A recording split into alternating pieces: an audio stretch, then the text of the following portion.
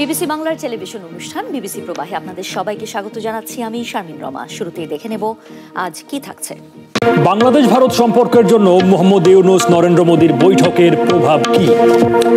গাজায় ইসরায়েলি হামলা ও হত্যার প্রতিবাদে বিশ্বব্যাপী নো ওয়ার্ক নো স্কুল কর্মসূচি।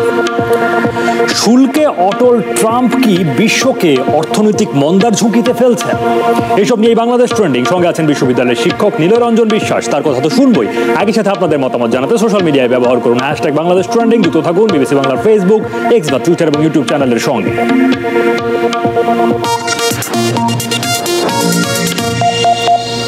বৈদেশিক সম্পর্কের দিকে দেখতে গেলে বাংলাদেশের জন্য ভারত একটা বড় ফ্যাক্টর, কিন্তু প্রতিবেশী দুই দেশের মধ্যে নানা ইস্যুতে টানাপোড়েন বেশ দৃশ্যমান।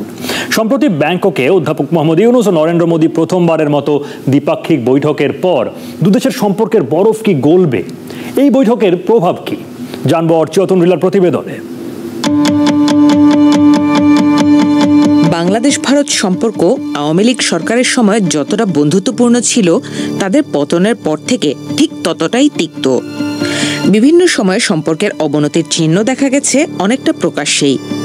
বিমস্টেক সম্মেলনে অন্তর্বর্তী সরকারের প্রধান উপদেষ্টার সাথে ভারতের প্রধানমন্ত্রী আলোচনা করবেন না, এমনটা ভারতের দিক থেকে জানানো হলেও শেষ পর্যন্ত আলোচনা হয়েছে। কিন্তু এতে কি সম্পর্ক সহজ হওয়ার কোনো চিহ্ন দেখা যাচ্ছে? এই বৈঠকটা খুবই তাৎপর্যপূর্ণ, গুরুত্বপূর্ণ। এটা দুই দেশের মানুষের এবং অংশীদাররা যারা দুই দেশের সুসম্পর্ক চান তাদের একটা ইতিবাচক সংকেত দেয়। দুই দেশের জটিলতা আর ভুল বোঝাবুঝির পরিস্থিতিতে এমন বৈঠক দ্বিপাক্ষিক সম্পর্কে ভালো প্রভাব রাখে। 40 মিনিটের মিটিং, আমার ধারণা এটি অনেক কিছু সহজ করার সুযোগ তৈরি করেছে। নেতৃত্ব পর্যায়ে সরাসরি আলোচনা অন্যান্য বিষয়কেও ঠিক করতে সাহায্য করে। অগাস্টের পর থেকে ভারতের সাথে বাংলাদেশের পররাষ্ট্র মন্ত্রণালয় পর্যায়ে বৈঠক হলেও শীর্ষ নেতাদের বৈঠক এই প্রথম। সম্মেলনের ফাঁকে হওয়া এই বৈঠকে কোনো চুক্তি হওয়া বা সেরকম কোনো পরিবর্তন দেখা যায়নি। তবুও সম্পর্ক এগিয়ে নিতে এর প্রভাব রয়েছে। নিজেদের মধ্যে আলাপ আলোচনা যখন হয়, একটা পারস্পরিক দায়বদ্ধতা তৈরি হয়। কিন্তু এবার কি কথা বলেছেন যদি আমি আসি, তারা আগে যে যার কথা বলেছেন তারা দুইজন ঠিক একই পুরনো কথায় পুনরাবৃত্তি করেছেন। তার অর্থ হচ্ছে তাদের অবস্থানগত কোনো পরিবর্তন লক্ষণীয় হয়নি। কিন্তু আমার ধারণা তারা পরস্পরের প্রত্যাশা এবং তাদের পরস্পর কি ভাবছেন সম্পর্ককে সামনে নিয়ে এগিয়ে নিয়ে যেতে, তার একটা ধারণা তারা পেয়েছেন দুই পক্ষই। বৈঠকে ভারত বাংলাদেশের বিভিন্ন বিষয়ে আলোচনা হলেও ভারতের ভিসার বিষয়ে দুই দিক থেকে কিছু শোনা যায়নি। অগাস্ট মাস থেকে জরুরি ভিসা ছাড়া বাংলাদেশিদের জন্য ভিসা বন্ধ রেখেছে ভারত। দুই দেশের মানুষের মাঝে সম্পর্কে জোর দেওয়ার কথা ভারত বললেও কার্যত এ নিয়ে কোনো পদক্ষেপ এখনো লক্ষণীয় না। তবু এই বৈঠককে ইতিবাচক হিসেবে দেখছেন অনেকে। এখনের বৈঠকে তো তাই মনে হচ্ছে যে একটু সমঝোতা হওয়ার চিন্তা করতেছে হয়তোবা। হাসিনাকে ফার্স্টে দেশে এনে বিচারের মুখোমুখি করাটাই আমার মনে হয়েছে ইন্ডিয়ানের সাথে বাংলাদেশের পিপল টু পিপল রিলেশনশিপের বিল্ড আপ হওয়ার একটা ফার্স্ট স্টেপ হতে পারে। প্রতিবেশী দেশ আর দূরে তো না, যেহেতু কাছে, সমাধান হয়ে যাওয়াটা সম্ভব। এটা তো সমঝোতার মাঝে আসা দরকার। মেডিকেল ভিসায় আমরা যাই, আমাদের প্রচুর বাঙালি রোগী আছে ওখানে, যেটা আমি দেখে আসছি আর কি নিজে। অবশ্য গত 1.5 দশকে ভারতের অবস্থান নিয়ে বাংলাদেশের অনেকের মাঝে ক্ষোভের জায়গাও রয়েছে। এদেরকে তো চীনা বড় কঠিন। ভারতের যে রাজনৈতিক যে কাঠামো আমরা দেখতেছি এখন, আমার কাছে মনে হয় বেশ একটা সুবিধাজনক এরা আগাইতেছে না, যেহেতু এদের মিডিয়ার মাধ্যমে আমরা যে জিনিসটা পাইতেছি। ভারত জীবনে আমাদের ভালো দেখে নাই, দেখবে না। যা দেখাচ্ছে এটা হইলো লোক দেখানো এবং কি পলিটিক্স অবলম্বন করতেছে। ভারতের সাথে সম্পর্কের ক্ষেত্রে অন্তর্বর্তী সরকারের জন্য একটি নতুন ইস্যু হয়ে দাঁড়িয়েছে শেখ হাসিনাকে দেশে ফেরানো। আনুষ্ঠানিক বিবৃতিতে বাংলাদেশ এ নিয়ে বললেও ভারত কিছু বলেনি। এ নিয়ে ভারতের মনোভাব নেতিবাচক ছিল না উল্লেখ করে সামাজিক মাধ্যমে একটি স্ট্যাটাস দেন প্রধান উপদেষ্টার প্রেস সচিব। যদিও তার পর্যবেক্ষণ ভিত্তিহীন বলে জানিয়েছে ভারতের পররাষ্ট্র দপ্তরের একটি সূত্র। একটা জিনিস আমাদের সকলেরই মনে রাখা দরকার, ভারত বাংলাদেশ সম্পর্কটা সংবেদনশীল একটা জায়গায় আছে। কাজে এখানে অত্যন্ত সাবধান, পারস্পরিক বিশ্বাসের জায়গাটা বজায় রেখেই আমাদেরকে সামনে এগিয়ে যেতে হবে। এখানে যত কম কথা বলা যায়, অপ্রয়োজনীয় কথা বলা যায়, ততই আমি মনে করি উপাদেয়। এবং এটা কূটনীতি, যারা কূটনীতির সাথে পেশাগতভাবে কাজের সাথে সম্পৃক্ত, যারা এই প্রক্রিয়ার সাথে সম্পৃক্ত, তাদের হাতে এই বিষয়টা ছেড়ে দিলেই মনে হয় উত্তম হবে আমার কিছু। তবে শেখ হাসিনাকে প্রত্যর্পণের প্রশ্নে এই বৈঠকের পরও ভারত ইতিবাচক হবে কিনা তা নিয়ে প্রশ্ন রয়েছে। এই বিষয়টি ভারতের জন্য একটি অস্বস্তি বা জটিলতার জায়গা হয়ে দাঁড়িয়েছে। The thing which I see not happening between India and Bangladesh is the visa. ভারতের সাধারণ ভিসা বন্ধ হওয়া ছাড়া দ্বিপাক্ষিক সম্পর্কে খুব পরিবর্তন হয়নি, বাণিজ্য অব্যাহত আছে। আর হাসিনার প্রত্যর্পণের প্রশ্ন আসলে এটা এমন বিষয় যেটা খুব একটা ফলপ্রসূ না। সম্ভবত ভারত তাকে প্রত্যর্পণ করবে না। ভারত বাংলাদেশ উভয়েরই এমন বিষয় যেগুলো ফলপ্রসূ হবে না সেদিকে জোর না দিয়ে যেগুলো এগিয়ে নেওয়া সম্ভব সেদিকে দেখা ভালো, যেমন ভিসা স্বাভাবিকীকরণ। Normalizing the visa. শীর্ষ নেতাদের বৈঠক থেকে নীতিগত বা অবস্থানগত তেমন প্রভাব দেখা না গেলেও একে অন্তত সম্পর্ক কিছুটা সহজ হওয়ার সূত্রপাত হিসেবে দেখা হচ্ছে। প্রতিবেশী দেশের সাথে সম্পর্ক সহজ হওয়ার বিষয়ে বাংলাদেশের সাধারণ মানুষের বিবেচনা থাকলেও তাদের ভাষায় আগেকার মতো নতজানু নীতি চান না বলেও জানান অনেকে। এখন দুই দেশের সংবেদনশীল সম্পর্ক সহজ করতে জটিল হিসেব নিকেশের সমাধান কতটা সম্ভব হবে সেটা এখনই বলা যাচ্ছে না। অর্চিয়তন্দ্রিলা, বিবিসি বাংলা। সঙ্গে আছেন আন্তর্জাতিক সম্পর্কের শিক্ষক নিলয় রঞ্জন বিশ্বাস। ডক্টর নিলয় রঞ্জন বিশ্বাস, বৈঠকটি নরেন্দ্র মোদী মোহাম্মদ ইউনূসের মধ্যকারী বৈঠক বাংলাদেশ ভারত সম্পর্কের ব্যাপারে কি ধারণা দিচ্ছে, এবং এই বৈঠকের পর দুই দেশের সম্পর্কে নানান অনিশ্চয়তা ছিল ওই বৈঠক নিয়ে, সেসব পার করে বৈঠকটি অনুষ্ঠিত হলো, কি ধরনের কোনো বাড়তি মাত্রা যোগ করেছে দুই দেশের সম্পর্কের মধ্যে? অবশ্যই একটি গুরুত্বপূর্ণ মাত্রা যোগ করেছে, এবং যে বার্তা দিচ্ছে বা যেটা আপনি যেটা বলছিলেন যে সেটা গুরুত্বপূর্ণ, সেটা হচ্ছে যে এই কনভারসেশনটা হওয়া প্রয়োজন এবং head of the state, head of the government লেভেলে। এবং বাংলাদেশ এবং ভারত যেহেতু আমরা প্রতিবেশী রাষ্ট্র, এবং প্রতিবেশী রাষ্ট্রের যে ভূ রাজনৈতিক বাস্তবতা এটা অপরিবর্তনীয়, সেই জায়গাটাতে মানে কনভারসেশন না হওয়াটাই বরঞ্চ মানে বেশ কিছুদিন ধরে না হওয়া, কারণ আমরা জানি যে সেপ্টেম্বরে আরেকটা অ্যাটেম্প্ট হয়েছিল ইউনাইটেড নেশনস জেনারেল অ্যাসেম্বলি মিটিংয়ে। সুতরাং যত তাড়াতাড়ি এই কনভারসেশনটা হতে পারতো তত তাড়াতাড়ি আর কি মানে আমাদের দু দেশের জন্যই আমি মনে করি যে এক ধরনের শুভ বার্তা এটা বয়ে আনে। এবং অনেকে বলছেন যে আইস মেল্টিং, আইস ব্রেকিং বা যেভাবে আমরা এটাকে ব্যাখ্যা করার চেষ্টা করি না কেন, কনভারসেশন, কারণ একটা জিনিস হচ্ছে যে আন্তর্জাতিক সম্পর্কে আমরা চিন্তা করি যেগুলো খুব মানে ঐতিহাসিকভাবে এবং ভূরাজনৈতিকভাবে যারা নেইবারিং স্টেট রয়েছে, এখানে সম্পর্কের এক ধরনের কন্টিনিউইটি থাকে। কিছু কিছু সময়ে একটা বড় ধরনের পরিবর্তনের কারণে সেখানে ডিসকন্টিনিউইটি হতে পারে, কিন্তু বিষয়টা হচ্ছে যে কত তাড়াতাড়ি সেই ডিসকন্টিনিউইটি থেকে আমরা আবার এক ধরনের কন্টিনিউয়াস রিলেশনস আসি। কিন্তু এই জায়গায় বাংলাদেশের ক্ষমতাচ্যুত প্রধানমন্ত্রী যখন ভারতে আশ্রয় নিয়ে আছেন এবং তার সরকারের দীর্ঘমেয়াদে ক্ষমতায় থাকার জন্য বাংলাদেশ অনেকেই ভারতকে দায়ী করে থাকেন, তাদের সমর্থনকে অভিযুক্ত করে থাকেন। এর মধ্যে সীমান্ত হত্যার মতো বিষয় আছে, অভিন্ন নদীর পানি বন্টনের মতো বিষয় আছে। অন্যদিকে ভারতের দিক থেকে সংখ্যালঘু নির্যাতনের অভিযোগ বারংবার তোলা হয়, সরকার ভূমিকার কথা বলে সরকার, আবার বাংলাদেশের সরকার আবার সেই জায়গা থেকে এগুলোর বাস্তবতা নিয়ে বাস্তব চিত্রের সঙ্গে মেলে না বলে এক ধরনের বার্তাও দেয়। আবার সেভেন সিস্টার্স ইস্যু রয়েছে, চীনের সঙ্গে বাংলাদেশের সম্পর্কের প্রশ্ন। এই বিষয়গুলো মনে নিলে বাংলাদেশ এবং ভারত দুই দেশের মধ্যকার এই টানাপোড়েন এবং অস্বস্তি পুষে রেখে সম্পর্ক এগিয়ে নেওয়া কি সম্ভব? অস্বস্তি পুষে নিয়ে সম্পর্ক খুব ভালোভাবে এগিয়ে নিয়ে যাওয়া সম্ভব না। সম্পর্ক তো একরকম থাকবেই, সেই সম্পর্কর ভিন্ন মাত্রা রয়েছে। যেমন আপনি যদি মানে বাংলাদেশের স্বাধীনতার পর থেকে এই সম্পর্কের বিভিন্ন চড়াই উতরায় পরিমাপ করেন, তাহলে দেখবেন যে সবসময় সম্পর্কের কন্টিনিউইটি একরকম ছিল না। বাট উই হ্যাভ ওভারকাম বিভিন্ন সময়টাতে বিভিন্ন টার্মস অ্যান্ড কন্ডিশনসে এবং ডিফারেন্ট ইস্যুজেও, সেটা বর্ডার ইস্যুজে হোক, সেটা অভিন্ন নদীর পানি বন্টন হোক, এবং সব ইস্যুজে সমানভাবে দুই দেশ যেভাবে চাইছে সেভাবে যে সম্পর্কটা ওইভাবে এগিয়েছে তাও না।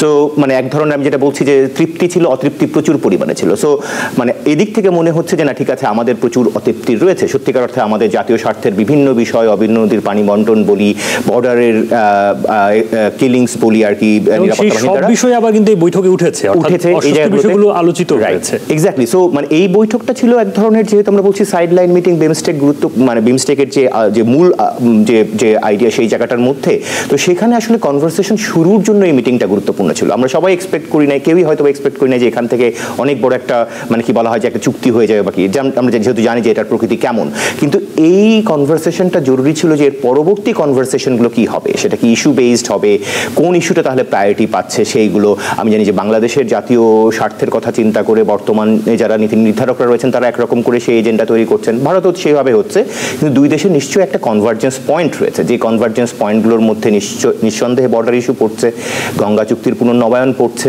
বা অন্যান্য যে নদীগুলোর অভিনদীগুলো জায়গা রয়েছে সেগুলোও পড়ছে।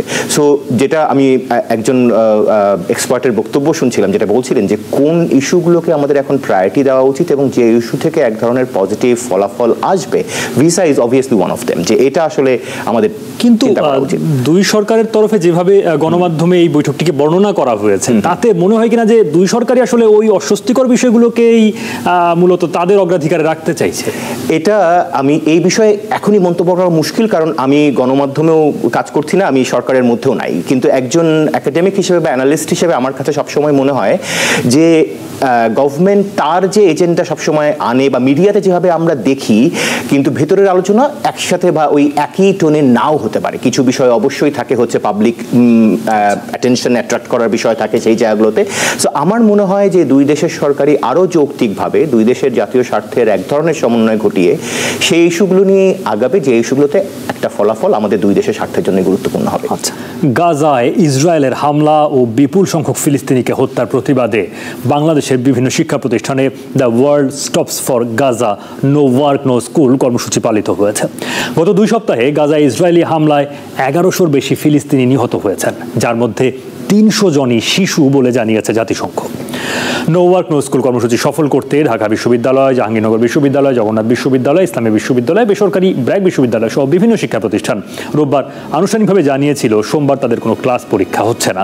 ফিলিস্তিনিদের প্রতি সংহতি জানিয়ে ঢাকার মার্কিন দূতাবাসের সামনে বিক্ষোভ সমাবেশ হয়েছে। কক্সবাজার শহরে একটি বিক্ষোভ মিছিল থেকে মার্কিন fast food chain KFC, Pizza Hut সহ কয়েকটি দোকানের সাইনবোর্ড লক্ষ্য করে ইটপাটকেল ছোড়ার ঘটনা ঘটেছে। সিলেটে KFC এবং জুতার ব্র্যান্ড বাটার একটা শোরুমে হামলা চালিয়ে ভাঙচুরের ঘটনা ঘটেছে। এছাড়া হত্যা ও মানবাধিকার লঙ্ঘনের নিন্দা জানিয়ে অবিলম্বে গাজায় হামলা বন্ধের আহ্বান জানিয়েছে বাংলাদেশ সরকার। পররাষ্ট্র মন্ত্রণালয়ের বিবৃতিতে যুদ্ধবিরতি বাস্তবায়ন ও বেসামরিক নাগরিকদের জীবন রক্ষায় প্রয়োজনীয় পদক্ষেপ গ্রহণে জাতিসংঘ সহ আন্তর্জাতিক সম্প্রদায়ের প্রতি আবেদনও জানানো হয়েছে। এদিকে গাজায় ইসরায়েলি হামলার প্রতিবাদে ঢাকা সহ বিভিন্ন স্থানে যে বিক্ষোভ হচ্ছে সেটি বিবেচনায় নিয়ে বাংলাদেশ অবস্থানরত যুক্তরাষ্ট্রের নাগরিকদের সতর্ক থাকার পরামর্শ দিয়েছে ঢাকার মার্কিন দূতাবাস। এসব নিয়ে কথা বলতে চাই, সঙ্গে রয়েছেন আন্তর্জাতিক সম্পর্কের শিক্ষক নিলয় রঞ্জন বিশ্বাস। গাজা ইস্যুতে বৈশ্বিক জনমত হামলা এবং হত্যা বন্ধের পক্ষে, কিন্তু রাষ্ট্রীয় শক্তিগুলো কি করছে? বিশেষ করে ফিলিস্তিনের আরব প্রতিবেশীরা, অন্য যারা বৈশ্বিক বড় পরাশক্তিগুলো রয়েছে তারা কি করছে? আসলে মানে খুবই দুঃখজনক, মানে এই জায়গাটায় এসে মনে হয় যে এত বছর ধরে আন্তর্জাতিক সম্পর্ক পড়ছি বা আমরা জাতিসংঘ পড়ছি, কনফ্লিক্ট রেজলিউশন পড়ছি, পিস, কিন্তু সত্যিকার অর্থে যে পুরো আন্তর্জাতিক ব্যবস্থা এই জায়গায় শান্তি আনতে বা একটা স্থায়ী ডিউরেবল সলিউশন আনতে কেন ব্যর্থ হচ্ছে? মানে আপনি যদি দেখেন বিষয়টা তাহলে এক ধরনের মনে হবে যে এই যে লিবারেল ইন্টারন্যাশনাল সিস্টেম তার যে ফেইলিয়ার, এবং সেখানে আমরা আবার দেখছি যে সবসময় যেটা ছিল হচ্ছে যে এক ধরনের পাওয়ার বেসড ইন্টারন্যাশনাল সিস্টেম, অর্থাৎ যাদের ক্ষমতা রয়েছে তারাই সবসময় জয়ী হচ্ছে একটা জায়গাতে এসে। সো মানে আমরা ক্লিয়ার কেস দেখছি যে জেনোসাইডাল ওয়ার এবং যে ভায়োলেন্স হচ্ছে, মানে আপনি যদি শিশু মৃত্যু হয়েছে তার সংখ্যা দেখেন এখানটাতে 2 সপ্তাহে এবং 2023-এর অক্টোবর থেকে এখন পর্যন্ত দেখেছি, যদি আমরা যদি দেখি যে এই সময়টাতে যে পরিমাণ জার্নালিস্ট মারা গিয়েছে সাধারণ মানুষের সাথে সাথে, সেটা প্রথম এবং দ্বিতীয় বিশ্বযুদ্ধে একসাথে হয়নি এই সংখ্যাটা।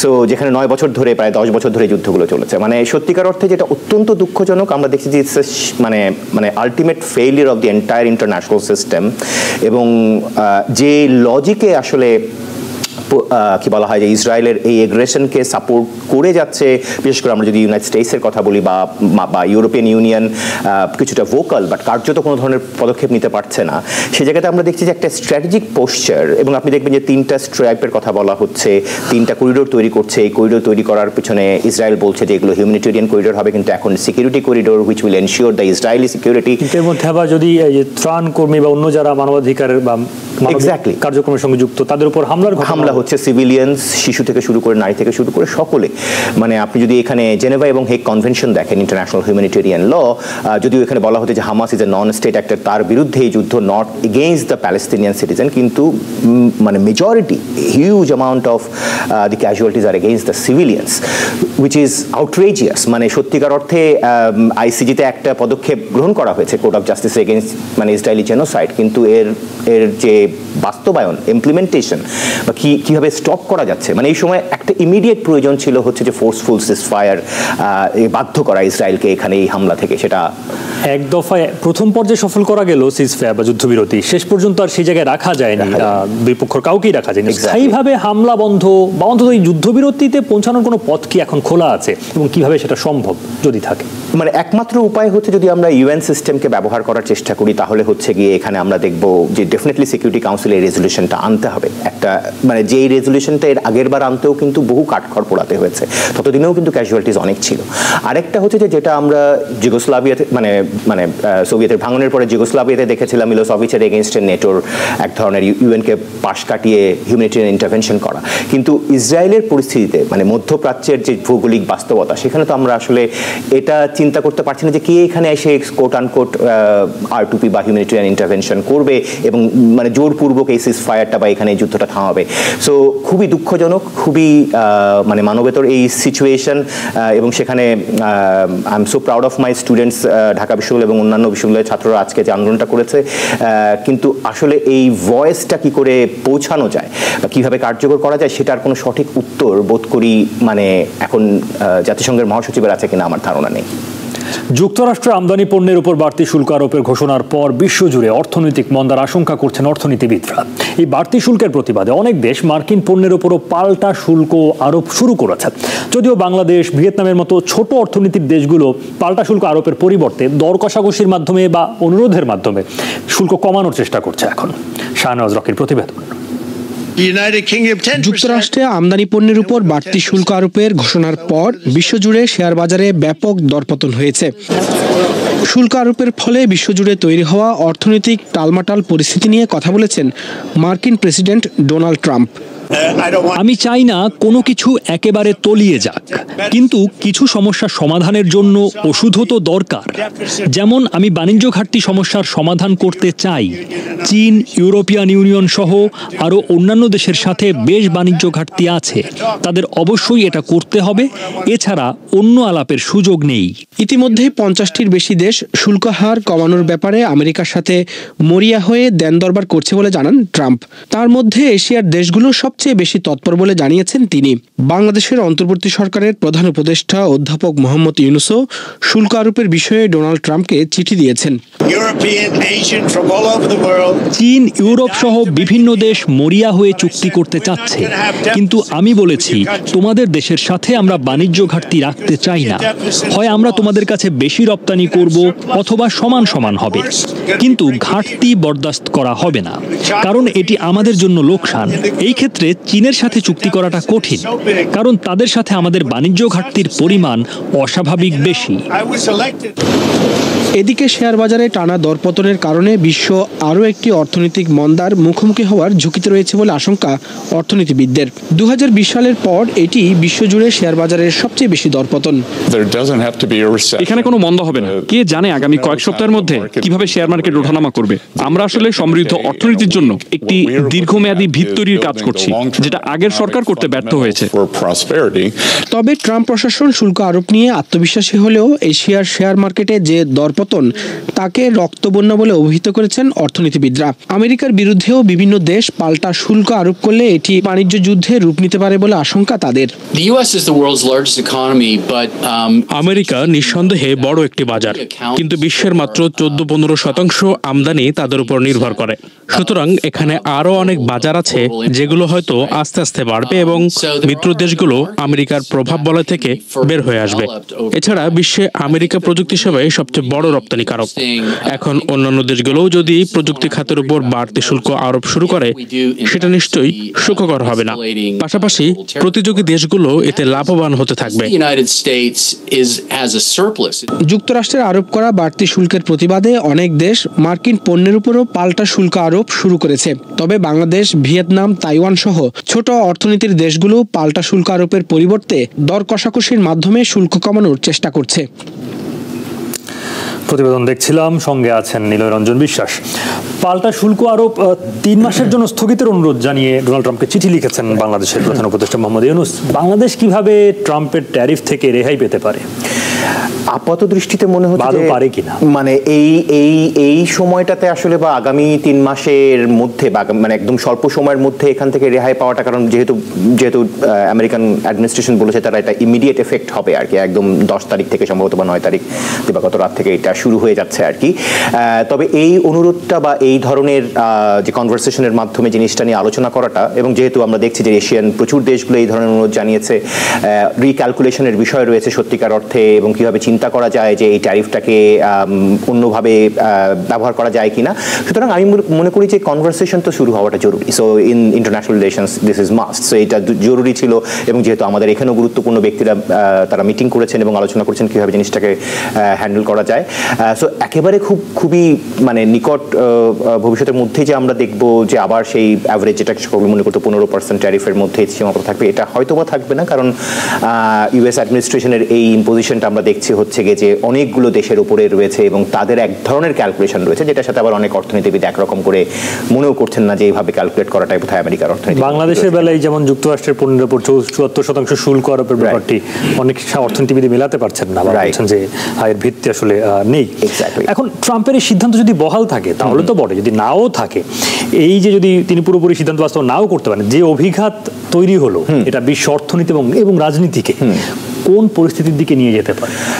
একটা আমরা ডোনাল্ড ট্রাম্পের প্রথম সময় দেখেছিলাম যেটা চায়নার বিরুদ্ধে ছিল, তো তখন একটা শব্দ প্রচন্ড পরিমাণে তৈরি হয়েছিল, সেটা হচ্ছে যে ট্রেড ওয়ার। মানে যদিও আমরা যারা আন্তর্জাতিক সম্পর্ক পড়ি তারা আমরা জানি যে war is very specific to, যেটা আমরা বলছি আর্মড ওয়ারের ক্ষেত্রে। সো এইটা কি একটা গ্লোবাল ট্রেড কম্পিটিটিভ বা ওয়ারের কনটেক্সটে যাবে কিনা সেটা একটা বিষয়। এবং আপনি যদি বিভিন্ন ধরনের ইকোনমিস্টদের বক্তব্য দেখেন, তারাও বিষয়টা নিয়ে বিভিন্ন ধরনের বক্তব্য দিচ্ছেন, যে একটা হচ্ছে যে এটা আমেরিকার অর্থনীতিকে আরো সমৃদ্ধ করবে, কিন্তু একটা বড় অংশের এবং বেশিরভাগই যারা হচ্ছে যে লিবারাল ইকোনমিস্ট, মানে ওই স্কুল থেকে অ্যাডাম স্মিথ ফলোয়ার, তারা মনে করছেন যে না, এটা আমেরিকার ক্ষেত্রে গুরুত্বপূর্ণ হবে না, ইনফ্লেশন বাড়বে, আমেরিকার আরো এই যে শেয়ার বাজারের দরপতন যদিও এটা আপাত, তো এই ধরনের সমস্যা তৈরি হবে, একসময় আমেরিকাকে এখান থেকে ফেরত আসতে হবে, বা এই নেগোসিয়েশনের মাধ্যমে আরো একটি কি বলা হয় যে এতখানি এক্সট্রিম পজিশন থেকে না যে আরেকটা জায়গায় যেতে পারে। কিন্তু যেটা গুরুত্বপূর্ণ এখানের জন্য, সেটা ইউনাইটেড স্টেটস যেটা চেষ্টা করবে ডোনাল্ড ট্রাম্পের এই সময়, সেটা হচ্ছে যে এই ট্রেড গ্যাপটাকে কতখানি কমিয়ে আনা যায়। কারণ খুব স্বাভাবিকভাবেই with rising China as one of the greatest economy in the world, সেখানে ইউএস এর ম্যানুফ্যাকচারিং ইকোনমির এক ধরনের সমস্যা ডেফিনেটলি তৈরি হয়েছে। আমরা জানি ইভেন জাপান থেকেও অনেক কিছু সরে গিয়েছে এবং China is controlling A lot.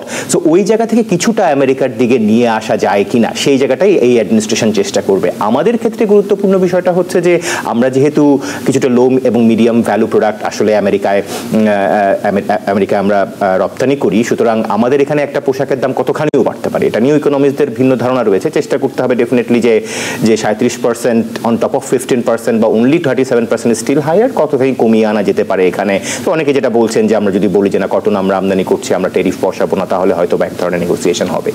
So it will be a lot for negotiation bilaterally between us and also আমাদেরও যেটা চেষ্টা করতে হবে যে সেটা হচ্ছে যে কেউ কেউ এভাবে দেখছে যে এর মধ্যে অন্য প্রতিযোগীরা যেহেতু আরো বেশি কেউ চাপে পড়েছে, ভিয়েতনামের উপর সেটা প্রায় 46%, ফলে সেই দিক থেকে বাংলাদেশ লাভবান হতে পারে এমন সম্ভাবনাও কেউ কেউ দেখতে চাইছে। এই জায়গাটা তো রয়েছে আরএমজির ক্ষেত্রে যদি আপনি মনে করেন। আরেকটা বিষয় হচ্ছে ব্রডলি ইকোনমির ক্ষেত্রে অনেকে যেটা বলার চেষ্টা করেন সেটা হচ্ছে যে এরকম একটা ঘাতের কারণে আপনার কিন্তু ক্যাপাবিলিটি আরো বাড়ে।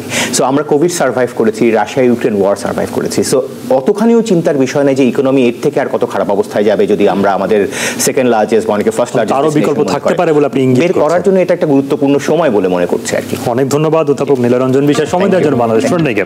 দর্শক, এই ছিল বাংলাদেশ ট্রেন্ডিংয়ে। ট্রেন্ডে থাকতে যুক্ত থাকুন বিবিসি বাংলার ফেসবুক, এক্স বা টুইটার এবং ইউটিউব চ্যানেলের সঙ্গে। সৌমিত্র শুভ্র লগ আউট করছে বাংলাদেশ ট্রেন্ডিং।